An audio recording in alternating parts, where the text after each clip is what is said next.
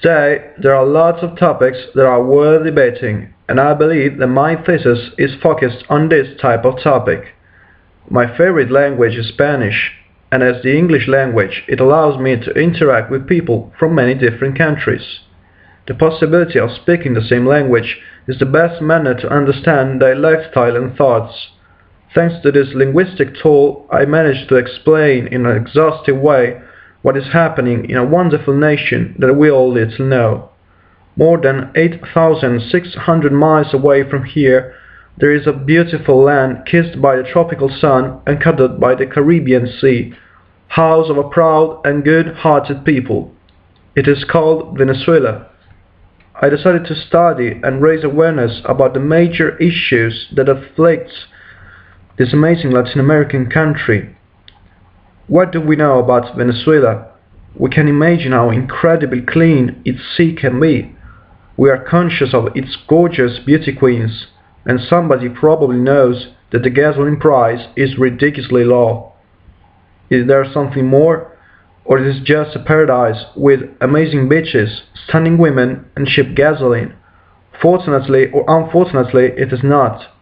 Life can be very hard in the motherland of the liberator Simón Bolívar, and I will try to study the problems that are leading Venezuela to ruin. I started to be aware of what was happening there during the last 2 years of high school, and it's in its capital that I celebrated my 18th birthday.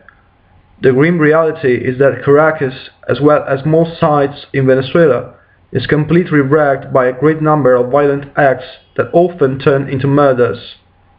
In the first chapter, I will talk about an extremely controversial issue, the Cartel of the Suns, which is a criminal organization whose members are thought to be politicians and members of the armed forces. The second chapter is focused on police brutality, which is becoming more and more evident, especially during student protests. In the same chapter, I will talk about one of the reasons why Venezuela's death rate is among the highest in the world: street violence. The third and fourth chapters are respectively dedicated to the healthcare crisis and the shortage of basic products, two problems that reached a critical stage. In the fifth chapter, I will explain the situation of the Venezuelan penitentiaries and how impunity is influencing justice in the Caribbean country. The last chapter deals with the questions I made to some Venezuelan friends and acquaintances, who will confirm how tragic is the situation they're living. They wanted to participate because they're convinced that more and more people should be aware of what is happening in their country.